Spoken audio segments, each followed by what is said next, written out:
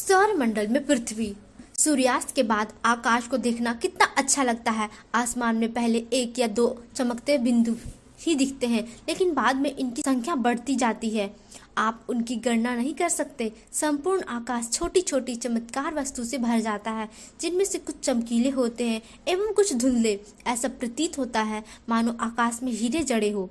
इनमें से कुछ टिमटिमाते प्रतीत होते हैं, लेकिन अगर आप उनको ध्यान से देखेंगे तो आप पाएंगे कि इनमें से कुछ ही टिमटिमाहट अन्य से अलग है। ये बिना किसी टिमटिमाहट के चंद्रमा के समान चमकते हैं।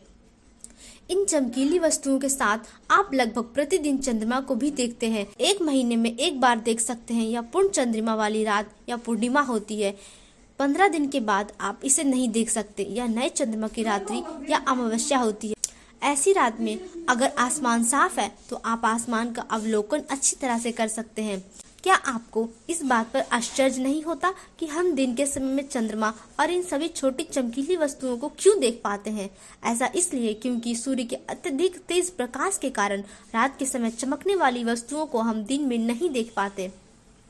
सूर्य, चंद्रमा तथा वे सभी वस्तुएं जो रात के समय आसमान में चमकती है खगोलीय पिंड कहलाती है। कुछ खगोलीय पिंड बड़े आकार वाले तथा गर्म होते हैं। ये गैसों से बने होते हैं। इनके पास अपनी ऊष्मा तथा प्रकाश होते हैं, जिसे वे बहुत बड़ी मात्रा में उत्सर्जित करते हैं। इन खगोलीय पिंड को तारा कहते हैं। सूर्य भी एक तारा है। रात के समय चमकते हुए अनगिनत तारे सूर्य के समान ही है, लेकिन हमसे बहुत अधिक दूर होने के कारण हम लोग उनकी ऊष्मा या प्रकाश को महसूस नहीं करते तथा ये अत्यंत छोटे दिखाई पड़ते हैं।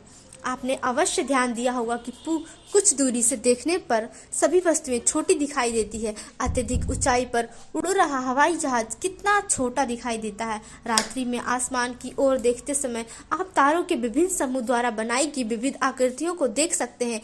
ये नक्षत्र मंडल कहलाते हैं। अर्थ मेजर या बिग बियर इसी प्रकार का एक नक्षत्र मंडल है। बहुत आसानी से पहचान में आने वाले नक्षत्र मंडल है। सप्तऋषि, सप्त का अर्थ सात और ऋषि का अर्थ संत। यह 7 तारों का समूह है जो कि नक्षत्र मंडल आर्सा मेजर का भाग है। अपने परिवार या पड़ोस में किसी बड़े व्यक्ति से कहिए कि वह आपको आसमान में और अधिक तारे, ग्रहों तथा नक्षत्र मंडल को दिखाइए। प्राचीन समय में लोग रात्रि में दिशा का निर्धारण तारों की सहायता से करते थे। उत्तरी ध्रुव उत्तर दिशा को बताता है। इसे ध्रुव तारा भी कहा जाता है। यह आसमान में हमेशा एक ही स्थान पर रहता है। हम सप्तऋषि की सहायता से ध्रुव तारे की स्थिति को जान सकते हैं। आप देखेंगे कि यदि सप्तऋषि मंडल के संकेतक तारों को आपस में मिलाते हुए काल्पनिक रेखा खींची जाए एवं उसे आगे की ओर बढ़ाया जाए तो यह ध्रुव तारे की ओर इंगित करेगा। कुछ खगोलीय पिंड में अपना प्रकाश एवं ऊष्मा नहीं होती। वे तारों के प्रकाश से प्रकाशित होते हैं। ऐसे पिंड ग्रह कहलाते हैं। ग्रह जिसे इंग्लिश में हम प्लैनेट कहते हैं। ग्रीक भाषा में प्लेनेटाई शब्द से बना है, जिसका अर्थ होता है परिभ्रमक, अर्थात चारों ओर घूमने वाले। पृथ्वी जिस पर हम रहते हैं एक ग्रह है। यह अपना संपूर्ण प्रकाश एवं ऊष्मा सूर्य से प्राप्त करती है, जो पृथ्वी के सबसे नजदीक का तारा है। पृथ्वी को बहुत अधिक दूरी से जैसे चंद्रमा से देखने पर यह चंद्रमा की तरह चमकती हुई प्रतीत होगी।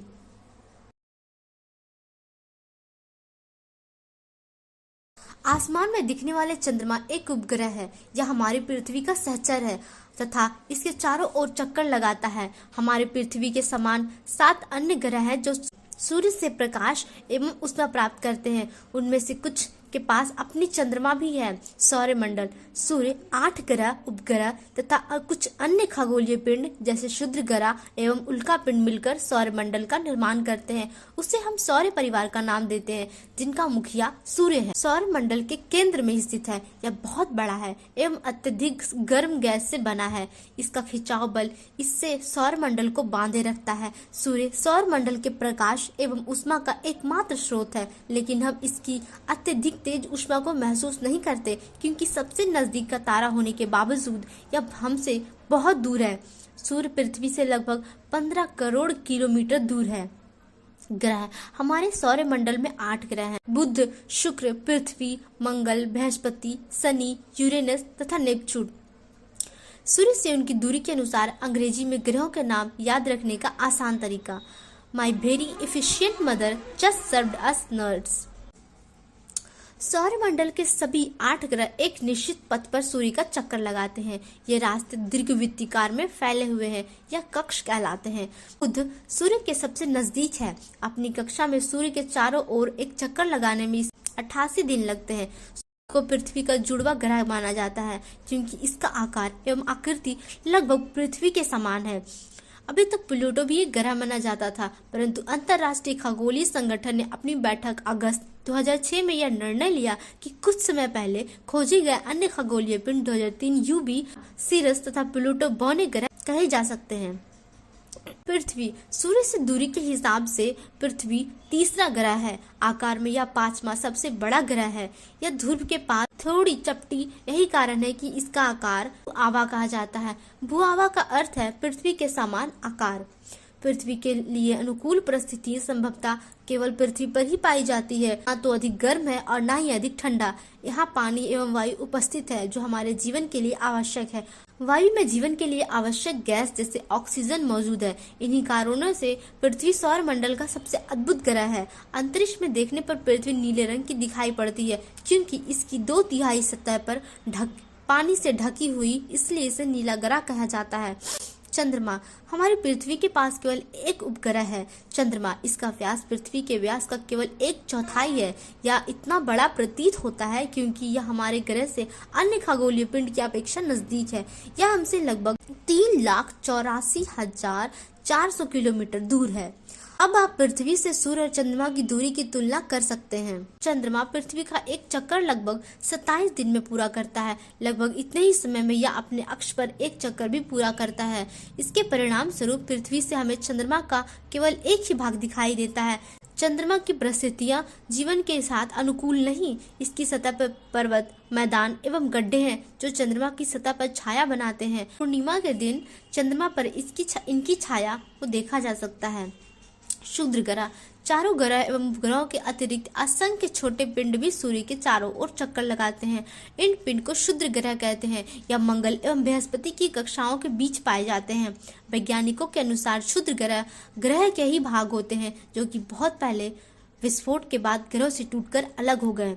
उल्का पिंड, सूर्य के चारों ओर चक्कर लगाने वाला पत्थर के छोटे छोटे टुकड़े को उल्का पिंड कहते हैं। कभी कभी ये उल्का पिंड पृथ्वी के इतने नजदीक आ जाते हैं कि इनकी प्रवृत्ति पृथ्वी पर गिरने की होती है। इस प्रक्रिया के दौरान वायु के साथ घर्षण होने के कारण ये गर्म होकर जल जाते हैं। फलस्वरूप चमत्कार प्रकाश उत्पन्न होता है। कभी कभी कोई उल्का पूरी तरह जले बिना पृथ्वी पर गिरती है जिससे धरातल पर गड्ढे बन जाते हैं। क्या आपने तारों एवं खुले आकाश में एक ओर से दूसरी ओर तक फैली चौड़ी सफेद पट्टी की तरह एक चमकदार रास्ते को देखा है? यह लाखों तारों का समूह है। यह पट्टी आकाशगंगा मिल्की वे है। हमारा सौर मंडल इस आकाशगंगा का एक भाग है। प्राचीन भारत में इसकी कल्पना आकाश में प्रकाश की एक बहती नदी से की गई है। इस प्रकार इसका नाम आकाशगंगा पड़ा है।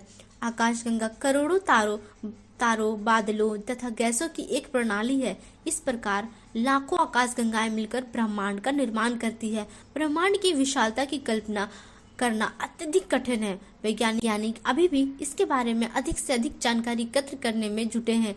इसके आकार के संबंध में हमें कोई जानकारी नहीं है, लेकिन फिर भी हम जानते हैं कि हम सभी इसी ब्रह्मांड का हिस्सा हैं।